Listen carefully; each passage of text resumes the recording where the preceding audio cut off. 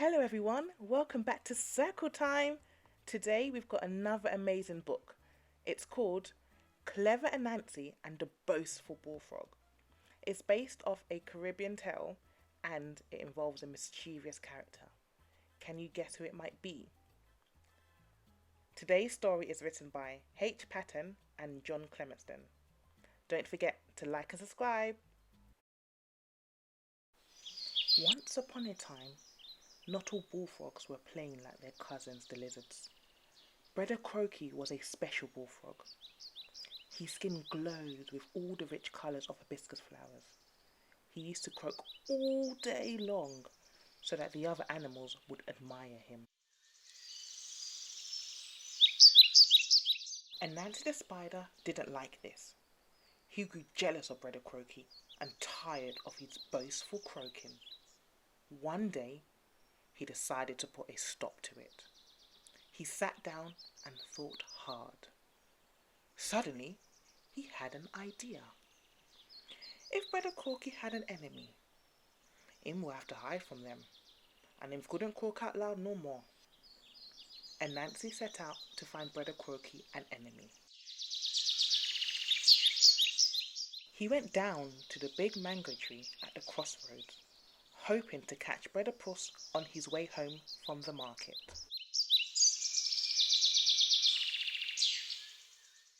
It wasn't long before Brother Puss came along with his brother, Brother Tabby. Anansi called out to them, "Hi, Brother Puss! Hi, Brother Tabby! How's it there?" "Hello, Anansi. Everything cool," they replied. "And you?" "Things are all right with me," answered Anansi, and he started to laugh. "Oh, what are you laughing at?" asked Brother Puss. Anansi quickly stopped laughing. "Poor you! You really don't know," he said. "Everyone talking about it." "Talking about what, Anansi? Please tell me," they begged.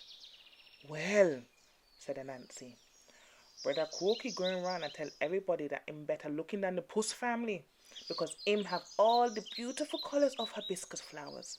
But your family only have fur that smells so bad when rain fall and wet you." When he heard this, Brother Tabby grabbed Anansi, who quickly said, "It's not me who says so. It's Brother Croaky." Brother Tabby let go of Anansi. Then he and Brother Puss hurried off to find Brother Croaky. Anansi couldn't wait to see what would happen, so he threw out a line of his spiderweb onto Brother Puss's tail to get a free ride. They soon found Brother Croaky down by the river. He was croaking loudly and, as usual, showing off his beautiful skin. In fact, he was so busy showing off to the other animals that he didn't see Brother Puss and Brother Tabby coming. They pushed their way through the admiring crowd. Brother Tabby grabbed Brother Croaky by the neck, while Brother Puss grabbed Brother Croaky's feet and the tiny piece of tail left from Brother Croaky's younger days at the tadpole. They both began to pull. Brother Croaky's body began to stretch. The colour began to drain from him, and his tail grew longer and longer. Poor Brother Croaky struggled and croaked loudly in protest, but they would not let go.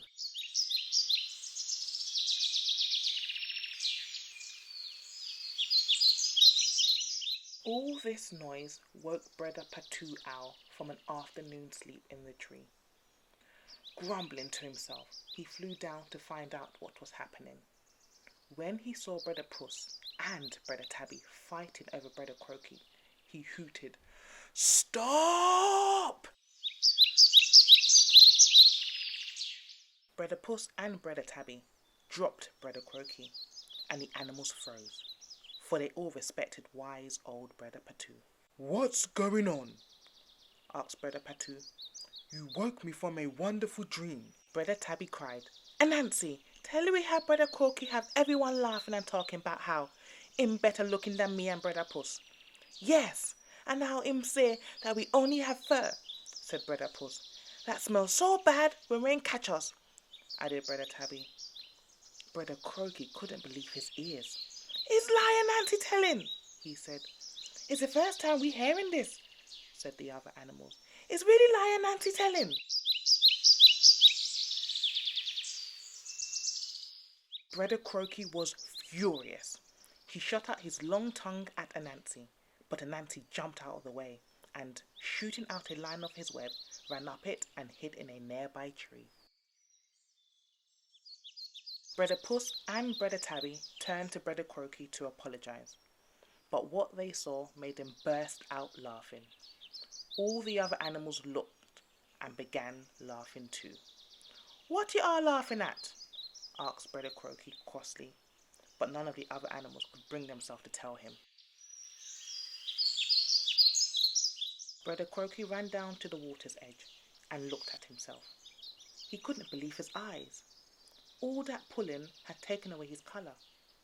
His head had changed shape, and he now had a long tail.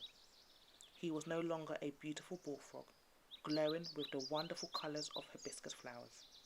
Instead, he looked like his cousins, the common lizards, but without even their green colour. The lizards took pity on poor Brother Croaky. They decided to make him part of the lizard family. So Brother Croaky became known as the croaking lizard. As he no longer had any colour, the other lizards put him in charge of night work, so that his skin wouldn't be burnt by the hot sun. From that day to this, Brother Croaky took to croaking after dark. His croaking joined the chirping of Brother Cricky, the cricket, and became known all over the world as part of the tropical night song. Is Anansi Mekitsul. Jack Mandora Minachul's none. Although I am the one who has told you this story, if others say it is not true, don't come back to me about it. The end.